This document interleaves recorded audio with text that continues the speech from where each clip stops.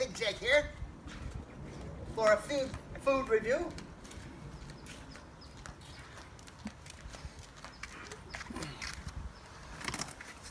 Today, Dairy Queen. I'm going to do a review from Dairy Queen. I have a question for you though. Why did this skeleton go to the barbecue restaurant to get spare ribs? Now we're going to review a Reese's Blizzard. It's called the Reese's Extreme. Let's jump right into this review. Can you dig it?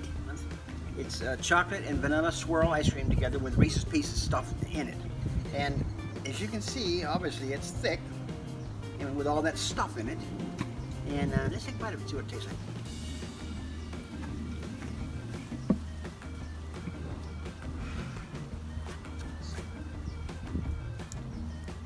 Yeah, quite refreshing on this nice warm day.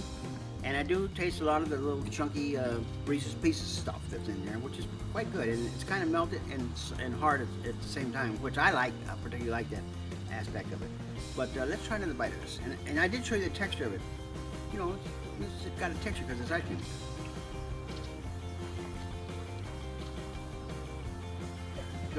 The Reese's Extreme is not bad. I would have this again. I don't know if they're going to have it next month, but for this month, if I'm there again, I'll have it. But it's not bad. Out of 1 through 5 Big Jakes, I'm going to rate this.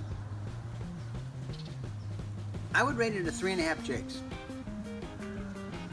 Just because I'm not a big Reese's guy, but coupled with that ice cream swirl, it's not bad. It's not bad. 3.5 Big Jakes is not bad. It's good. So I definitely would recommend this, and I would actually even get this again.